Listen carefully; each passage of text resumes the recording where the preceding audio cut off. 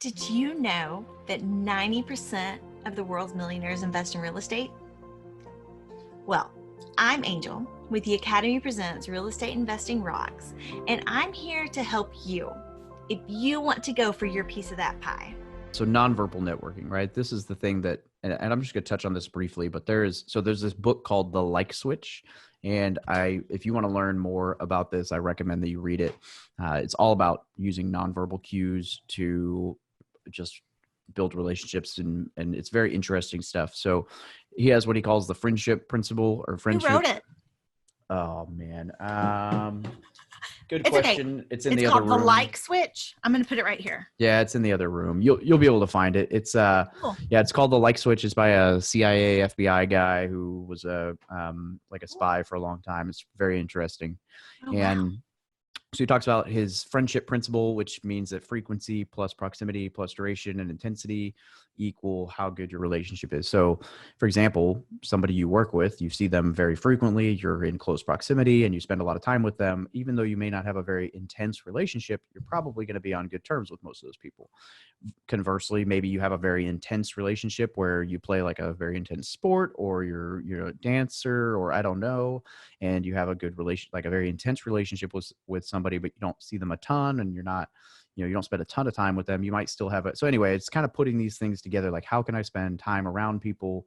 And it's very interesting. In the book, he talks about how he would use like just being around people as a way to get to where they would talk to him. Like the first example in the book is literally him like positioning himself on a street as this guy walked to coffee every morning, and slowly he would get, like, over time, it would be like, well, now I'm walking along on the opposite side of the street. Now I'm walking in the same direction as you. Now I'm sitting in the coffee shop, and like never had a conversation with the guy. And after like a month, the other guy broke the silence, and he was able to, it's a very interesting breakdown of how spending all this time together can help you out. Body language signs, like a warm smile. It actually talks about how tilting your head and raising your eyebrow, like we all kind of know the, like, not like a I'm scared, but the nod, or like there's all these subtle cues. Like you would never know that tilting your head like this can actually be perceived as a friend sign, because you're showing your carotid artery, and like our croc brains, our brains are like internally see that like as much less of a threat than if someone's like hunched down or whatever. And so there's like all these little things that you can do. He calls the next thing the urban scowl, but it's resting bitch face. But ultimately, like, he calls it the urban scowl because a lot of people from the city have this, because they're just whatever. And it's a natural expression, and it is a thing, right? People call RBF a thing. Yeah. You need to work on fixing that. So look in the mirror and start smiling and doing all the stuff, because it's not receptive. People don't want to approach you. And so these are like weird, like things you may never think about. And so it's a very interesting book as far as, body language. He talks about focusing on your enemies when you're presenting, because you've already, like, if you're in a group and you can tell that like 4 people really like what you're saying, focus on the 5th person who doesn't, because the other ones are already on your team. So focus on trying to win over the person who doesn't like what you're presenting about. And then some other stuff that helps at conferences, like if there's like a group of people talking, if their feet are all pointed inboard, they're probably in a conversation. Like, you ever walked up on a conversation? I'm sure everybody has, where you walk into a conversation and you can just tell, like, these 2 people were talking. Now I'm awkwardly standing here because I walked up and they don't want me to be part of this conversation. Well, if they were like 3 people and all their feet were pointed directly in the middle, like that would have been the cue, like, hey, don't go talk to this group. But there's 3 people who are kind of cattywampus. They're not like necessarily like, so go talk to those guys. So understanding these nonverbal cues and learning how to read them, like open posture, we talked about kind of the closed posture already, but if they're facing each other, or if they're facing kind of outside the group, it's simple things. I mean, and this one's actually really funny to me because I never thought about it until I read this book. But like, if you're hanging out, you're doing lunch with like a girl or whatever, and she puts your purse on her lap, like, she's ready to leave. And you may never notice that. And as a guy, that's probably one of those things we should pick up on. But the whole book talks through all kinds of very interesting things that will just help you be less awkward socially. This may be my favorite slide ever. Because like, so when I'm working with people on networking and like how to break into a group, I tell them, when you walk up to the group, watch their feet. Yep. because if they want to if they're willing to include you in the conversation, their feet will come out to include you. Yep. But if they don't want you in their conversation, their feet are going to stay parallel to you. Yep. And I had never seen that anywhere else. So yes, my favorite slide ever. Yeah, definitely check out the book. It's a good book. Yeah, it's a very good book. And it's just useful tips and tricks. And I've read it twice now. I need to read it some more. But all right, awesome. Touching on the content marketing piece, right? And I could go on and on and on for this forever, but we're going to make it fairly quick because the ultimate, point of talking about content marketing is just to get people open with the idea of starting to produce content. And I think everybody should, right? Even if you're not building a business right now, having some kind of social capital or intellectual capital is very valuable. So, you can produce free content by just posting a blog and writing on it. It doesn't have to be anything deep or poetic or big. Writing's therapeutic. I recommend you do it anyway, but you can start a blog, you can start a podcast, you can start a YouTube channel.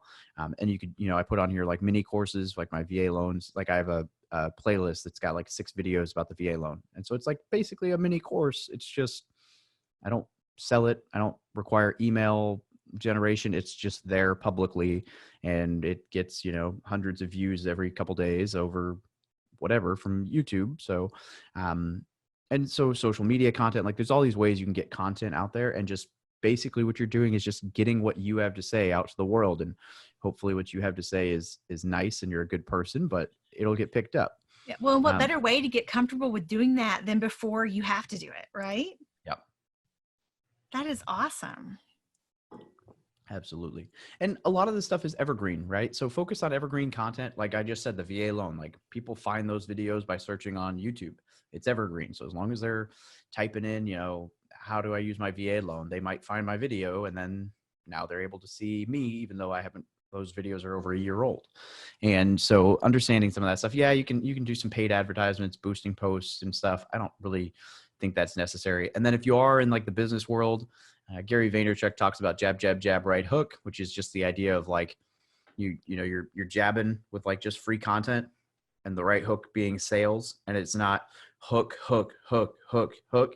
It's there's jabs. So like, don't get so wrapped around selling all the time because it drives people away real quick. People don't like that slimy, salesy, spammy stuff. They want you to add value. And then if you do sell stuff, great, but like focus on adding value. Yeah, well, that's one of the things that Andy Frisell has been saying in is it MFCEO about how, it's the people that want to help others that are going to get the furthest. And so just you really pursue your passions and your love, and kind of going back to this evergreen idea too, is an evergreen product, for those of you that don't know, is something that basically benefits people forever. Kind of like an evergreen tree. It's always going to be there, and it's always going to be out there to benefit people, whether it's the person that posted it or the people that are watching it or both. In the case of the VA loan series, that's benefiting others, but it's also adding to David's credibility. So every time someone watches it, they see him as an expert, which he is, but it continues to bolster that foundation there. So awesome. Yep. All right. So I just touch on this real quickly because people don't seem to think of people think of social media as like, oh, it's all social media. But like the reality is each platform has its own personality and what its strengths and weaknesses. Oh yeah. And you need to know which one helps you and use those. So I broke it out here real quickly, but I mean like Facebook, great for building a community. I have a large Facebook group, I can do Q&As, I can do polls, I can engage with people can share stuff. It's all there. Instagram is more, just like some motivational quotes, or like it's all present. It's what's happening today and then it's gone, right? Like it's not evergreen at all. Your story is only 24 hours. Your feed goes by quickly. It's just kind of like boom, boom, boom, boom. Like quick hits, it's jabs. You're not going to do a lot of sales through Instagram. You can, but it's not the best platform for that. LinkedIn, obviously more professional, more networking, and don't be the stinking person who sends a million private messages the moment you connect with someone. Like nobody likes that. I can tell you right now, if we connect and you send me a message that's like just a copy paste spammy thing, like, okay, cool. I mean, some of them work. So I've got a call tomorrow afternoon with someone that messaged me on LinkedIn because he had a good proposition. But so some if they of DM them, you, are they the nice to meet you pile? Yeah, it's like the nice to meet you, let's connect. But but which is fine. But then like, if you're not interested, they send you like 3 or 4 more, even though they weren't really like, get it if it's someone in your niche, but yeah. YouTube, very evergreen. It's the SEO, so it's search engine optimized. It is owned by Google, so it's the second largest search engine in the world. So it's great for doing videos that people are going to stumble upon when they're searching for things. Make sure that you ask like call to actions in there, like say in the video, hey, make sure you subscribe to the channel or whatever. Twitter, I'm not a huge fan of Twitter, honestly. It's not my favorite thing. It works. You can talk on it. It's good for like commenting at like jumping onto trending topics or talking to brands, but Well, it it's has a lot of not. limitations too, though, as far as like character size and limit. Yeah, it's not my thing. I mean, I use it, but it's not really my thing. Pinterest, if you're a dude, good luck. I do some stuff on Pinterest, but it is a very female heavy platform. And unless you can have like me, a female virtual assistant who designs some of your infographics, you're never going to gain any speed and traction on there, because everything I do is masculine and does not resonate on that platform. So that's fine. I have someone else helping me design stuff for that, but just know that like you need to design like somewhat feminine colors and pretty looking pictures, and not just like, it is what it is.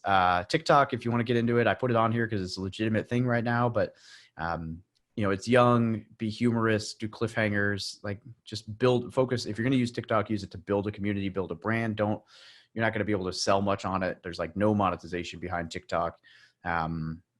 Just maybe that'll change if they do get acquired or divested with Microsoft, but just know that it's there. It's a good way to get some engagement, get some following. But if I was you, if I blew up on TikTok, I would focus on moving those followers over to YouTube or Instagram or Facebook groups where I can stay in touch with them and touch base with them. So that's kind of the social media personalities. And on that piece, I basically just say like, figure out which one works for you and use that. You don't have to use all of them. You can go really big, really hard on one of them and get big, or you can try to touch on all of them. It's really up to you. Don't do these things. So I can't, these are much less like hard and fast rules and much more like these things drive me nuts. And I figure if they drive me nuts, they probably drive everybody nuts, because I'm a pretty authentic person. That's kind of, my whole platform is very congruent. Like that's why it grows, is people are like, oh yeah, that guy's relatable.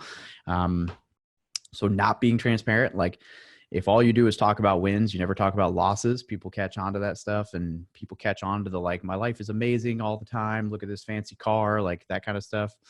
Again, the jab, right hook, focusing on sales more than anything else is not a long-term winning proposition. You need to focus on relationships.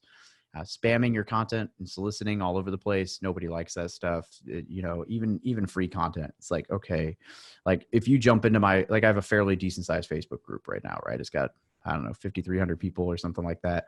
And if you jump into my Facebook group and immediately the first thing you do is start sharing stuff from your Facebook group into mine and saying like, oh, come check us out, I'll block you. Because it's like, I didn't spend 2 years building a community for you to not even introduce yourself to the community and start trying to pull people away. Yeah. So don't be that spammy person. Focus on building value. If you come into my group and you just naturally have conversations with people and answer conversations with people, and maybe you try to network with me and we jump on the call.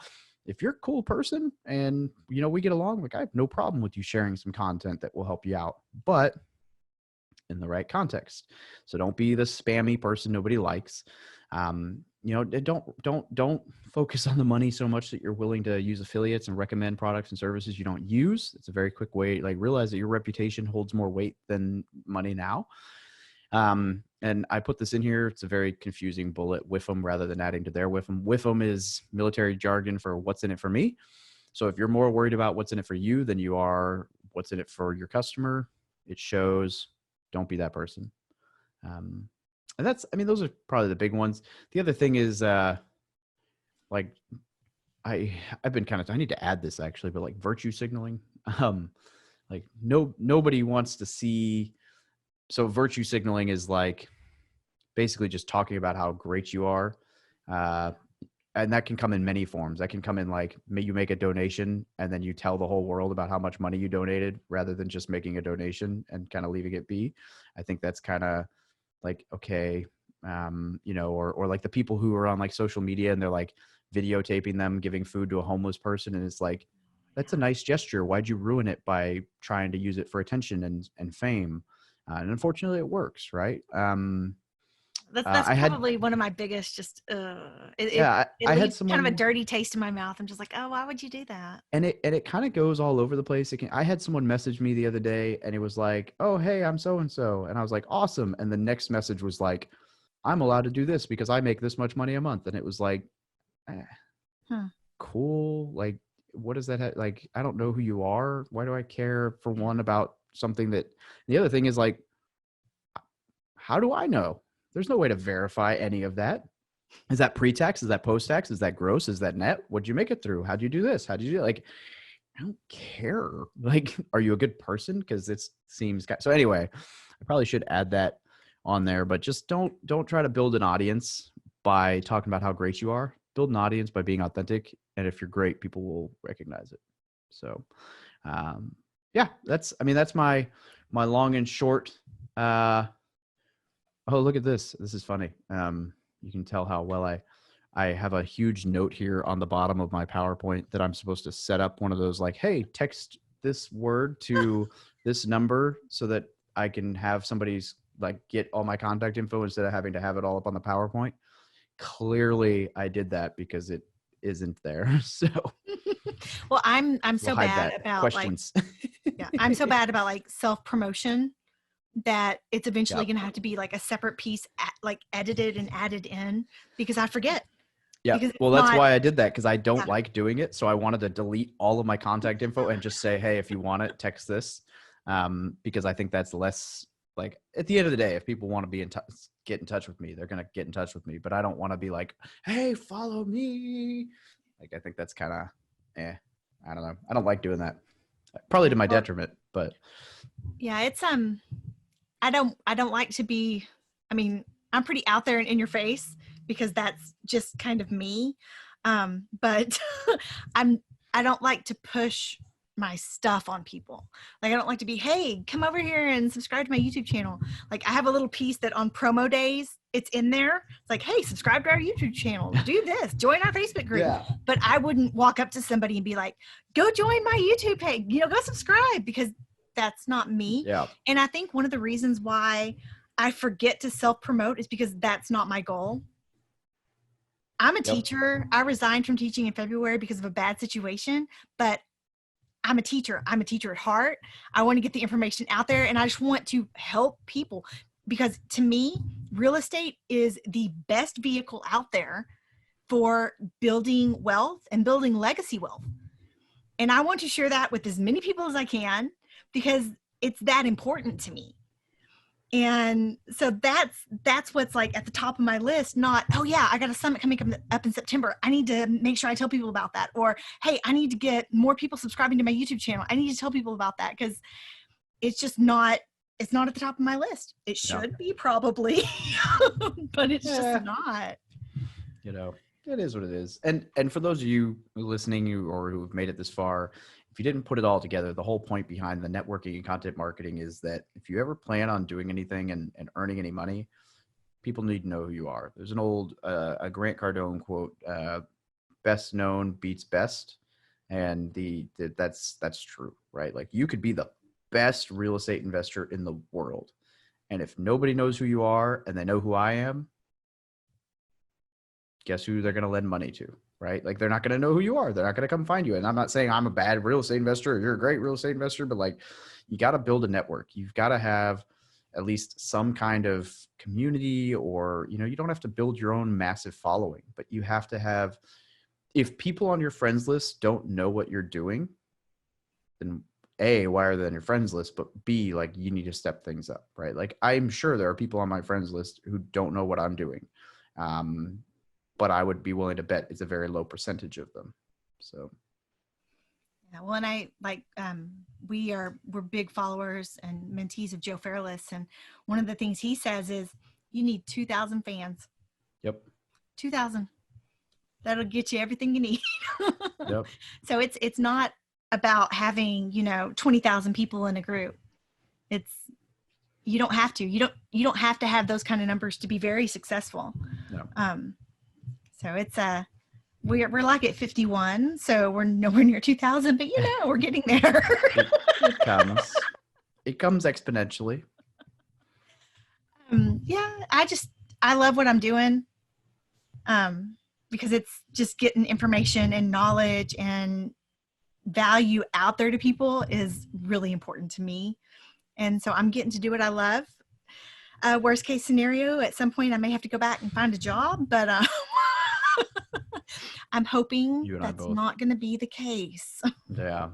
No, I think you'll be all right. Well, and you said so you're at that tipping point you're at that financial freedom tipping point, right? Yeah, I don't know that I would fully own that I would say I'm financially free yet, especially because I still have W-2 income, so it hasn't been tested yet. But on a numerical basis, I should be all right. What's that like? Yeah, I mean, I think it'll be more exciting once I exit the military, do 3 or 4 months of being on my own and realize okay, we're good. Right now, it's still very much I guess it would be like that point where you're in an airplane and, the wheels kind of lift off and then touch again and you're not in the air yet. And it's not until the landing gear come up are you actually off the ground. I think I'm probably in that part of life where it's okay, this is working, but are we getting off the ground? So it's exciting. It's nerve-wracking, but it's exciting. Well, I'll say this though. So I teach economics for Wayland Baptist University, and Wayland is very military friendly. And so I have a lot of officers and just servicemen in my classes. And people that are in the military, they set a goal and they get it done. And I'm not going to try and breach confidentiality or something. So I'm not trying to get in trouble here. But what I am saying is that I could probably assign 300 pages a night and they would do it and do it well. So most of the people that I have seen that are military and are entering the real estate game are incredibly successful because you've spent your entire career attaining goals. Yeah. And so I think that is why just y'all are so dang successful at it. It's amazing to me. Yeah, we're an interesting breed. Love us or hate us. Especially Marine. Oh yeah. We're a whole different beast. Not always in a good way. My cousin Mikey, when I found out he went to the Marines, I was like, what? Mikey went in the Marines? That's funny.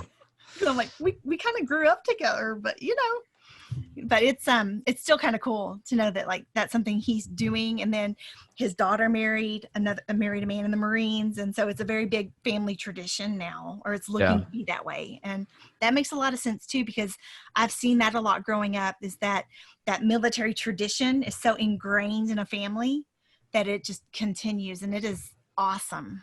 Yeah. I am a fan. Yeah. It's, I don't know if my kids will join. I don't know if I want my kids to join, depending on what is going on in the world at that point. But it's definitely, it's very rewarding, and it gives you a lot of skills that will help you be successful in life. And I think especially right now with college being the way it is, it's dude, you can go learn a skill, become a man or woman, and grow up. And then 4 years later, you've got a skill, you've got life experience, you've been on your own, and your school's paid for. So you might start after school 4 years later, but you're still going to be ahead of your peers who are paying off college debt. Yeah, I look back on it, and I don't know that I could have done it, because I really hate it when people tell me no. Or tell me what to do. It gets real ugly real fast. So the military would have definitely broken that in me. But then at the same time, I wouldn't be who I am today. And so it's kind of oh, what's the trade? I mean, there's some things that I would definitely give up about my past, that had I gone into the military, I wouldn't have those ugly pieces. But at the same time, those ugly pieces make me who I am. So it's like, oh, and I get what you're saying about, what's going on in the world. I mean, if any of my daughters chose to go into the military, I would be scared because it's so much. I feel like what goes on in the world today is so much different than what was going on 50 years ago. And it's just kind of, I think. Yeah, but I think it's better. I think the problem is just that we have more media coverage, but that's a whole nother conversation. I'll agree with you on that one. And I agree that it's a different conversation. Yeah. There's a book called Factfulness that has been really good that I enjoy. That's all about like how things are getting better, but you're hearing more about, and it's very interesting. Yeah. I'm not a fan of. I'm thinking about like the biological warfare components of it, and just those things scare me. Yeah. Because those are things you can't prepare for, and it's harder to protect yourself against. Especially knowing that like a lot of my female friends that are in the military went into nursing or into something where they would be exposed if something came up. And again, it's scary to me, and dang it, I don't like being scared. Yeah, it's got its downsides. So is everything in life, though. Absolutely. And that kind of brings me back to, I've said this a couple of different times on different things, is that regardless of where you're at or what you're doing, it's just as hard being you as it is being me, or it's just as hard being me as it is being you. And so even though all of our paths are different, they all have their own hardships and unique hardships to them. So you just got to pick your path and go with it. And definitely. Hopefully you choose real estate investing as you're going, because it's a very amazing vehicle to build wealth. I've enjoyed it. Yes. So it's funny how even when you think that you're getting a really clear vision of we're only going to get in this kind of a property, especially right now in this COVID landscape, I think we have to be willing to kind of mush the parameters a little bit and kind of let them ebb and flow to see if other things can happen that'll still cash flow and that makes sense to us numerically. So so for anyone listening, we just got into a deal that we probably wouldn't have gotten into 3 months ago, but be willing to the numbers work. I am really excited that you agreed to come on today and that I get to share your networking prowess with our community. And honestly, it makes me feel a little better about my networking skills, because like, oh, that's awesome. Oh, I do that. Oh, I need to work on that. It's a skill. And, people think they're naturally people person. And I've always been kind of that. And it's definitely something that a lot of people are born with, but you could be a great people person and not actually have any idea like why those things are working in your favor. So it's even more powerful when you can understand that stuff. Yeah. So if I could get a copy of that PowerPoint, because I'm going to be selfish, because there are things on there that I definitely want to work on, and I am absolutely getting that book because, I want to be more likable. Because I think I'm pretty likable, but I'm definitely one of those personalities that you either like or you don't. There's not a lot of middle ground. Yeah. And so just from that one, my favorite, slide, I feel like if that's the kind of stuff that's in that book, that's going to help me in that middle ground area where I don't really have very many people. Yeah, no, it's a very good book. I definitely recommend it. And yeah, if you shoot me an email, I'll send it to you. Just, don't be sharing it. No. No, I know. I'm just giving you a hard time. Send a non-disclosure agreement. No. It's just for me. Do you hear that, people? It's just kidding. I'm being 100% selfish. I'm totally open with it. I actually should probably post it on like LinkedIn somewhere. I've never seen anyone really put together a presentation like that on networking. Like, I can tell people what I do, but people are like, yeah, whatever. Because my big thing is just be you. Be you, because it's too hard to keep up the facade if you're not you. And it's too hard to remember who you tell what to if you're not you. Yeah. So it's easier to just be you, and then it just makes life a whole lot easier. And you're not, people read that. People know if you're fake or if you're being real, and not being authentic, not being transparent, and even not being vulnerable are big turnoffs to people. So like when you said, if you tilt your head, I was kind of like, I saw myself tilting my head and I'm like, ooh, what am I doing? But I didn't even think about that. And that's like, when you're like exposing yourself, that's being vulnerable to people. Yep. And so like on that subconscious level, like you were saying, people see, oh, there's a vulnerability there. They are opening up to me, even at that subconscious level. So that is really neat. I'm really excited to read this book. Yeah, definitely do. So well, cool. So again, just thank you for being with us today. It was really awesome. I'm still not going to attempt your last name, but no, actually it was Pere, because it was like beret. Yes. Is that right, Pere? That's correct. For real? For real. Okay, so David Pere was with us today from Military to Millionaire, and that's his group. And is that your podcast as well? Yep, the Military Millionaire podcast. Awesome. So give him a listen, look at his community, and just thank you all so much for being with us today on the Academy Presents Real Estate Investing Rocks, and I will see you next week.